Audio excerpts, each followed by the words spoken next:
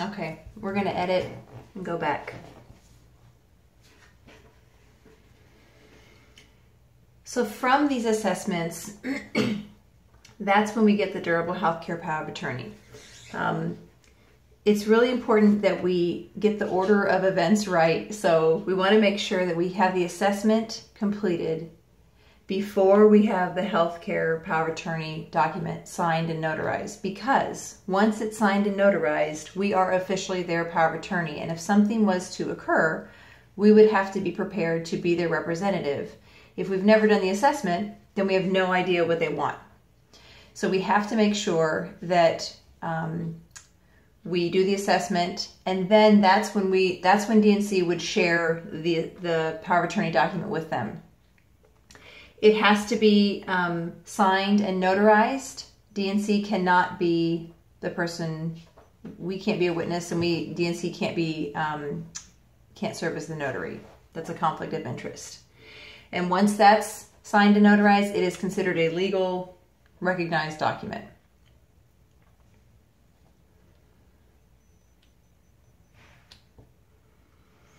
The other guiding part of our trunk is the DNC standard operating procedure. So that is something we'll share with the team, but it pretty much walks you through every step of how this process works, and what your responsibility is, and what DNC, the admin aspect of it is, but it walks you through and guides you through all the steps and responsibilities.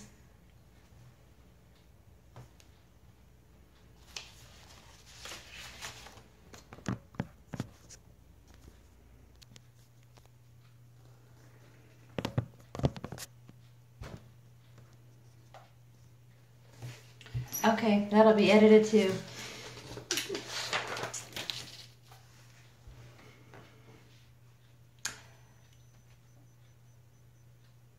Okay, the branches of our tree. These are the main working parts of the program. So what's included in this program? What do people get when they enroll in this program? The first is that we require quarterly phone assessments.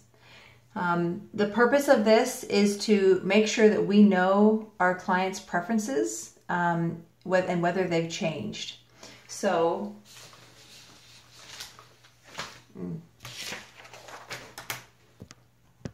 you know what? Just edit that whole last part out. We're just going back.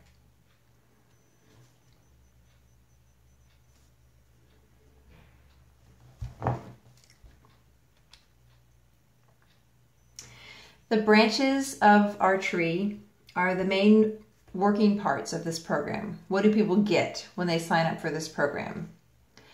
The first is that we require quarterly phone assessments. The purpose of this is so that we are updated on their preferences and their wishes, to make sure, to see if anything's changed. We can't be a good representative unless we know what's going on with them. This is required for the program. So if someone doesn't want to do this, then that would possibly make it like a breach of contract almost. We require this. This could be just a phone conversation. It could be in person as well, but the minimum is for it to be a phone conversation. At this point, we're not allowing that to be an email conversation because it's too much. It needs to be done well. There is a standardized form that you'll use for these. It'll be entered in Penelope, and it's about 10 or 11 questions, basically asking them if there's been any changes in their health or any personal changes, changes in medication or medical providers, asking them if they're going to be leaving out of town for an extensive amount of time. Not that we have to know everywhere where they go, but if they go to Florida for 4 months and are in a car accident, we can't be a very good power of attorney if we don't even know how to reach them. We want to make sure that they've got our contact information if they're going to travel. We just want to ask about any changes in their quality of life, anything they'd like to communicate to us. So that's a standardized form that you'll ask them. Again, it's a conversation, but we're giving you questions to guide you. And then we always want to make sure that we read through the living will portion of the power of attorney. So where it says, I do want artificial nutrition, or I don't want organ donation, we're going to read through those with them to make sure that we've got it right. There may be times when they want to change something. For example, maybe we're doing this program with a 55-year-old woman whose choices are very different. She's very healthy and independent, but maybe she got a recent diagnosis of cancer and things look really different now. And so she does want to change some of those preferences where she doesn't want life-prolonging treatments. Clients have the ability to change their preferences on their living will, but there is a fee to change that document that's already been signed and notarized. So that's a $300 fee that's charged if someone wants to actually change those preferences. And that's because it involves attorney's fees to be able to do that. So there is a fee involved with that. For these telephonic quarterly assessments, you'll use there's some new cart charges built in Penelope, and you will use the POA quarterly update charge. So you'll see that in there. This time that you spend with them is billed at the hourly care management rate.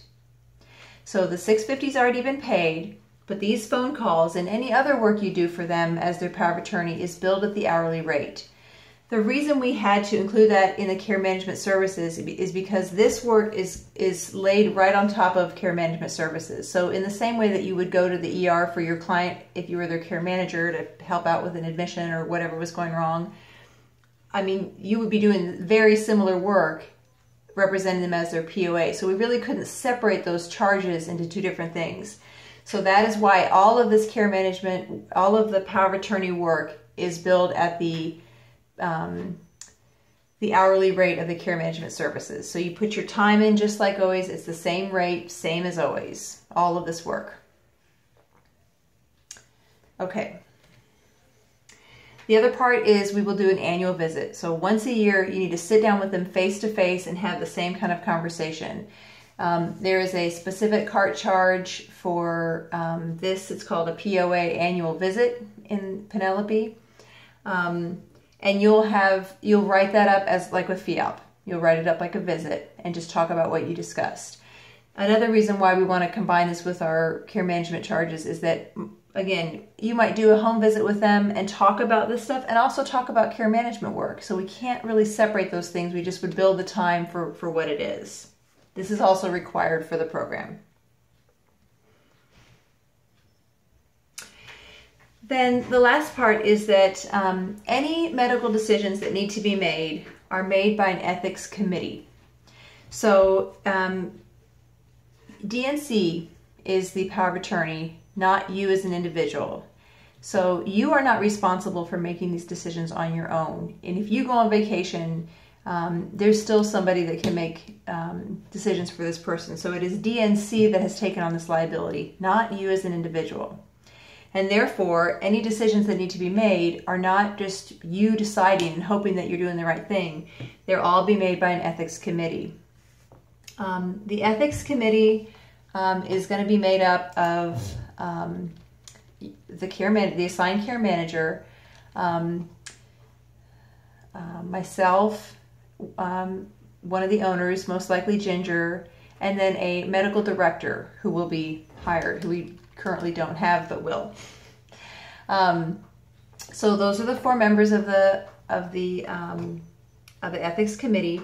We'll need to have 3 of the 4 people present to be considered a recognized meeting.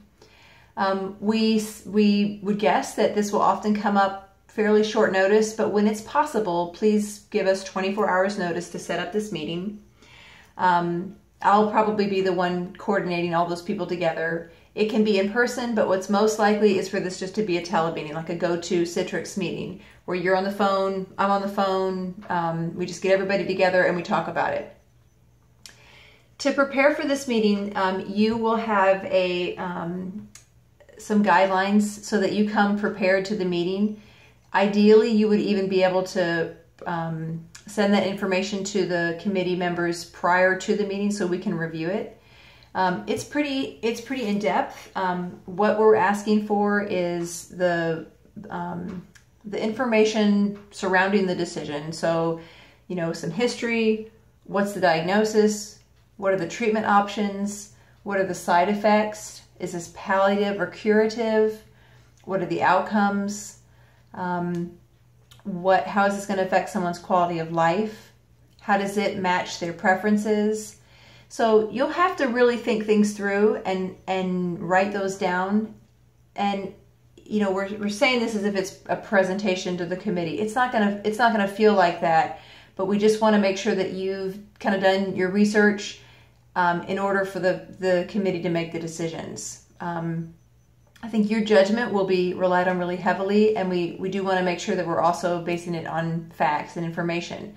Most of that information that you're going to put on that form is going to be, you're going to ask questions to the medical provider or doctor. If you are working with a doctor who doesn't have time or is unwilling to answer those questions, then you just document that. But because we are serving as their power of attorney, we have to ask these questions.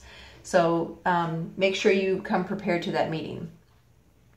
There will also be a summary form to complete, and we'll share these documents with you so you can actually see them. And that just summarizes who was at the meeting, what was decided, what's the plan going forward. In the same way that when you do a FEOP, when you do a visit, you write up a FEOP. It's a similar thing, just to say, except it'll be shorter. It's just a standardized form, but just to kind of say, here's what was decided from that meeting, and that we're documenting that decision. For any ethics committee meeting, your time is put into Penelope as a POA ethics committee meeting. Only your time is charged to the client. My time and Ginger's time and the medical director, the client does not get charged for that time. So it's just your time, and you would put it in as normal.